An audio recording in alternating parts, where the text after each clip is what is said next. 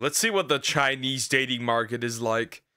The Chinese dating market is cooked by Jigao. I think. Maybe. Correct me if I'm wrong. We'll jump in. I mean, the Western market is cooked. Let's see how cooked the Chinese one is. Can't be that bad. Can't be that bad. Come on, can't be that bad. It's probably really bad. It's probably worse. Worse than here. So at this point, there's no doubt that the dating market in China has skyrocketed to... Dating market. Single people 1 in 5 on track to be 1 in 4. Okay. I don't know how many levels of difficult there is, but it's pretty high up there. So not only has the number of single men drastically increased, but the amount of people who are now actively leaving the dating scene is on the rise as well. And I kind of respect that, you know? That you can always... That's happening here too though. Interesting. This happening here too. Like there are lots of these dating events and women are making like videos of these, right? Here in the West. Why? Well, in the entirety of the West. Mostly US, but I have seen German ones too, where like there are these dating events, but it's just full of women and there's like maybe like 1 or 2 dudes. Like there's like 4 women, and for those 4 women, there's like 1 dude. That type of thing. It's crazy. Just leave. That's always an option. Now, this has led to an interesting moment where we actually get to see the effects of voluntary and involuntary celibacy affecting the wider economy. God, what a sentence. Okay, for example, because less and less couples are getting married each year, we see a decline in the maternity industry, which checks out. And whilst the media tries not to explicitly make the following connections, we know that more and more people becoming single has got to be the reason. More single, more lonely. Dog.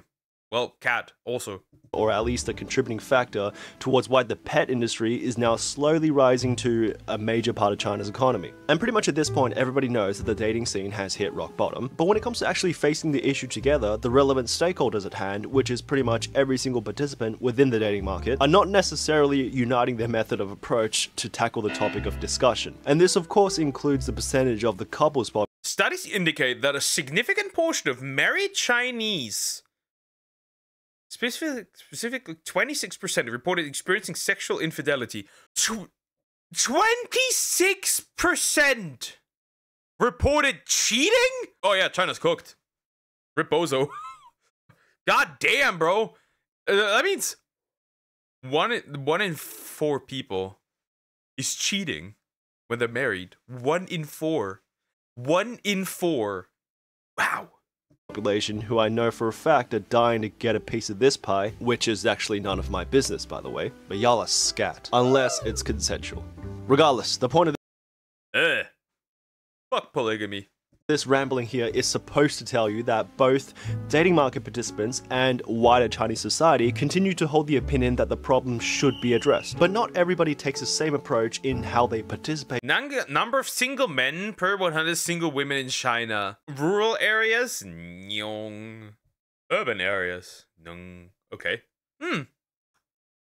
Interesting. Okay. Wait, that means... we have, like, a lot of them in rural areas and not that many in urban areas? Well, then get the men from here to here. Well, you gotta have something. Or am I misunderstanding the statistic? But not everybody takes the same approach in how they participate within the dating market. As the old saying goes, all paths lead to Rome, but not everybody takes the same path. The second part is not the old saying, it's the first part, but like, you get what I'm trying to... Traditionalists, for example, often made up by a slightly more mature audience. Blind date introduced by elders to suits in urban area. Don't respect you, mature, how many years older than you? Traditionalists, okay. Believes the solution towards fixing the dating market and the singleness epidemic is to repatch the arranged marriage meter because it's one of the only services that exists where you get full transparency on what you're supposedly getting into. But the downside towards this method of approach is that you get very little say on who your partner is actually going to be. Personally, I think that's a little counterintuitive because in the scenario where you rush into a relationship where you haven't spent enough time and effort to get to know each other to the full extent, there are of course other issues as well that can rise, for example, like having a a lack of trust within the relationship because you didn't spend enough time building it in the first place. And I swear to God, this is an actual complaint I've seen before. It's the fact that the agency or the broker. True. The question is, I think this could work, but it would just be a band-aid. And again, 26% of relationships are due to infidelity. There's a good chance a good portion of those are because of arranged marriages, because I do think that arranged marriages are probably still a thing in China. So yeah, this would just be a band-aid, but it wouldn't solve the problem. Offers no customer support hotline for when the relationship doesn't work out post-purchase. Fair enough. I mean, if you're gonna make it a service, at least make it comprehensive. Idealists, on the other hand, are made up by a slightly more innocent and younger generation, and believe the solution to fixing the problem is of course reviving authentic connections. This basically just means more people need to take the initiative in putting themselves in environments where it can happen naturally. Because yeah, but for that you need time to put yourself in places naturally. And that could be rough to get. I mean, even here in the West, that's already a problem, right? Because we don't have third spaces. I don't know how it looks in China, how many third spaces there are, or if there are even enough. I don't know. You'd have to look at that. But yeah, you need time to do that as well. And I'm assuming that Chinese people are quite busy, I'd say. That's just an assumption. Honestly, it's actually pretty important to have the idea that fundamentally, love should happen when it's at the right moment, and romance should feel spontaneous and not forced. And whilst this is a great solution on paper, the method here adopts the assumption that everybody has great social skills and hobbies worth talking about, and has the mental and social capability of striking up an interesting conversation with a stranger in a public space. Now, here I don't. I can go to a party, sit in a corner until like 2 a.m. from like, I can sit in a corner from like 10 p.m. to like 2 a.m. in the morning and have no issue. And have not talked to a single person. Yeah, true. This isn't particularly working. There's an interesting and extremely niche report conducted by Seoul and the University of Shanghai. It was a collaborative approach that found the amount of people that are finding it easy to socialize with one another is slowly decreasing with each new generation, even when asked about how they feel doing it in their favorite hobby circles. Now take what you will out of that information, but you gotta remember one thing. All they did was just ask 3,000 people of their current user base, so maybe take it with a grain of salt. Now somewhere between the middle, we have more and more people adopting the realist build. Believe that love is possible only through dedication and hard work towards self-improvement. Now they don't make the mistake in idealizing romance, because love is part emotions and part logistics, and as long as you put in the work, you will get your reward proportionally in return to what you have to offer.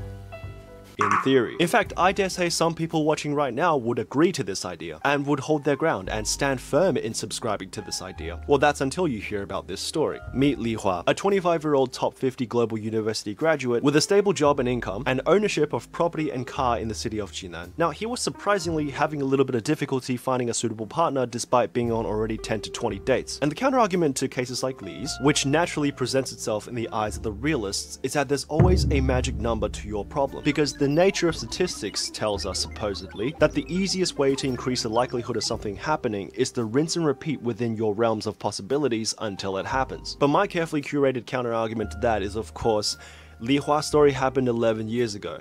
He's still single. Now, oh, wait, what? 11 years ago. He's still.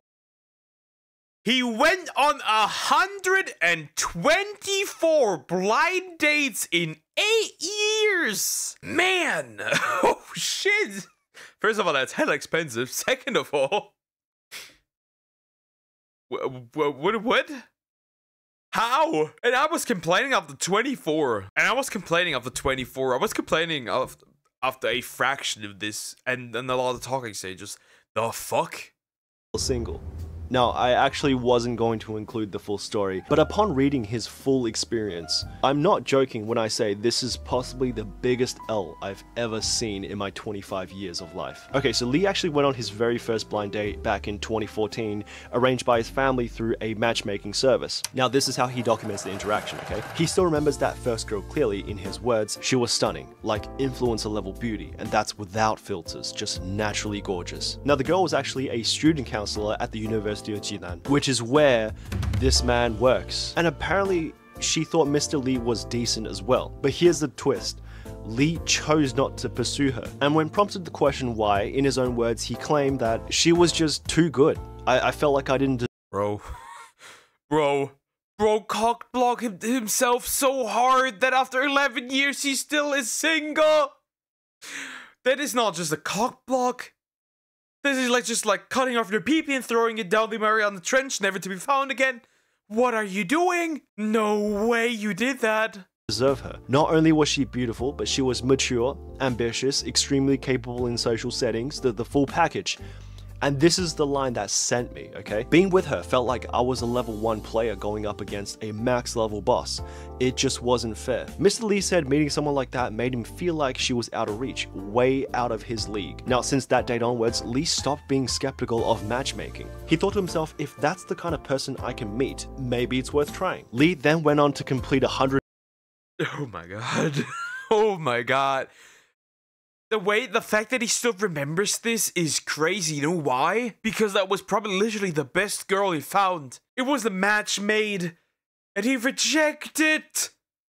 23 more matches, spending an estimated range of 50,000 to 100,000 yuan throughout the process, with no success. Now, I want to be honest with you here. If this was my dating career, the only way you can possibly find this out is if I physically died and someone left it in my will. This might just be the biggest fumble in history. Then, of course, we have the materialists, who don't exactly fall into the spectrum in a traditional sense, because like the idealists who also chase a concept. And the worst part is, once people hear that dating story, right? Once people hear that, they're not going to consider you a red flag. Because you've been on 124 dates. So people will think, what's wrong with you?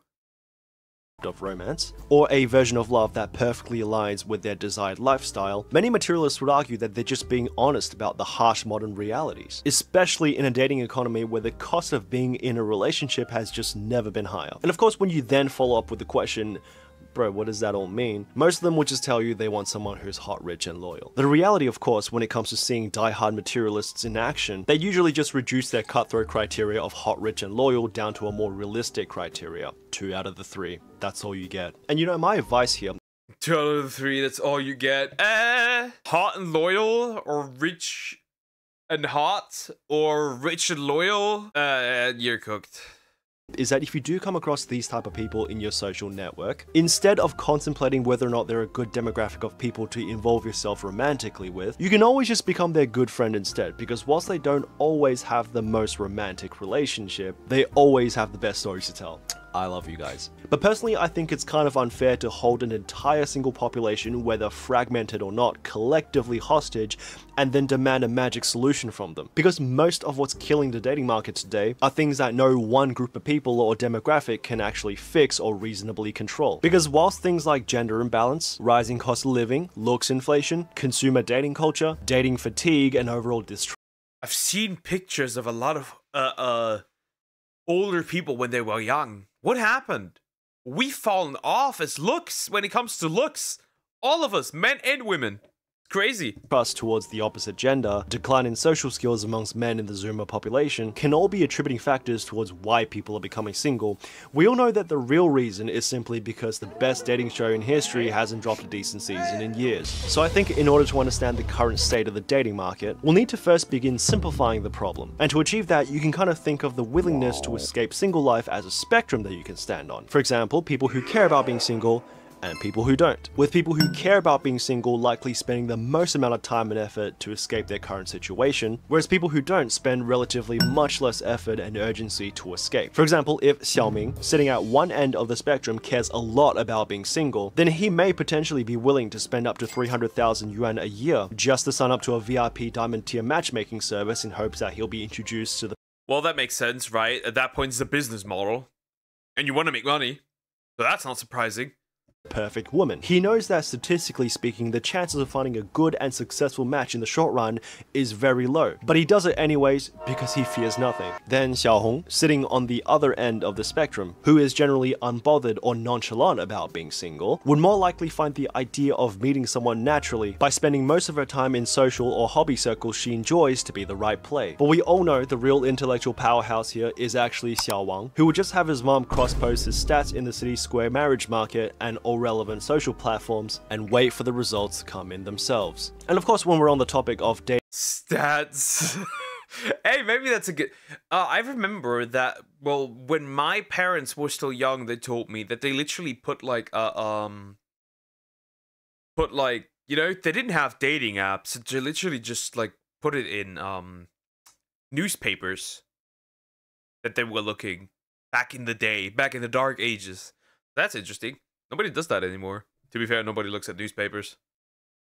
and marriage and parental influence, the same research that we talked about earlier, the one with University of Shanghai, suggests that parental pressure is still one of the biggest influencing factors when it comes to shaping children's views on dating and marriage. Now, this is actually a good statistic to have because now we can factor in parental pressure as a key driving point in the phenomenon we see in Chinese dating market today. For example, people who care about being single with parental pressure is more likely to participate in matchmaking and other fast-track dating methods because they have a much greater sense of urgency to escape single life and meet obligations. People who don't care about being single but have parental pressure on their backs could potentially either turn to dating apps or attempt to find meaningful personal connections through more organic routes like hobbies and friendship groups, or establish communities in order to find the right partner. But it does run the risks of having no urgency, which can lead to the individual spending the majority of their youth in semi-serious situationships that doesn't lead to fruitful outcomes in the long run. Now, people who don't care about being single, there are no situationships.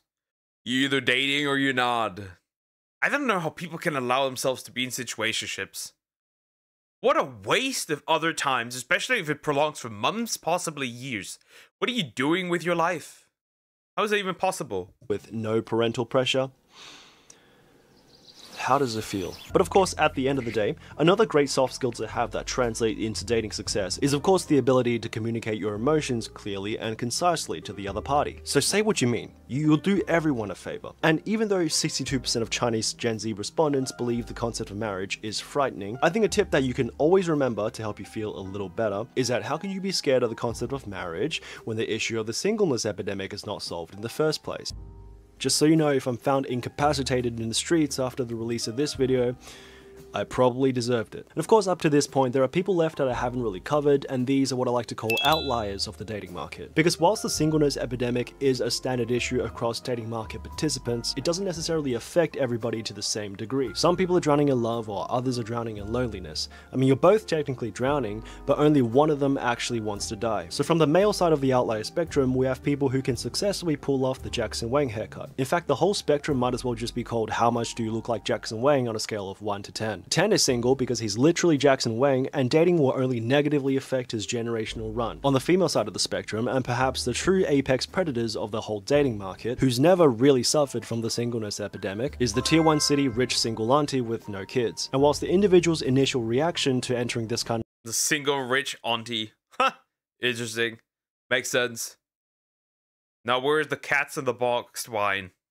a relationship may be to question whether or not it's actually real love, the feeling will quickly fade away after a few sips of your $15 milk tea riding shotgun in her Bentley Continental. Now, despite being on top of the food chain, there are still issues that plague the Ivy League equivalent of daters within the Chinese dating market, and that is the concept of expectation to reality. And this essentially just refers to how many people that actually exist in the population that satisfies your criteria. For example, if you're satisfied with somebody. To be fair, interesting, China suffers from the same issue. We have a lot of people here who expect shit that is just simply straight up impossible to get. Like, they end up with like 5 dogs or 5 cats out of 5 because they have absurd standards that no woman or man could ever meet. Not gonna lie, I guess we are suffering from somewhat similar issues. With an ordinary job, not too ugly, and has the ability to support a family, that's approximately 80% of the population. If you're looking for an attractive and well-established individual with a high-paying private sector job and a well-established social circle, the figure then sits at roughly 10%. If you're looking for a bilingual, well-groomed man with wealth, power, and status so untouchable even celebrities cannot hold a candle to him, please feel free to submit your application to the State Council. Thank you for listening, and goodbye. That was interesting to look at. I guess we do struggle from similar issues. Well, we don't really have like the pressure of being like creating a family, right? We don't have that. But the looks issues, the cost of living, the expectations. Yeah, we do share similar issues in a way. Very, very interesting. I would have never expected that. I know that there's apparently also a term for women that don't get into relationships that are like at 25, like left over, whatever that term is. But yeah, interesting to know. Very interesting. Anyways, like, comment, and subscribe.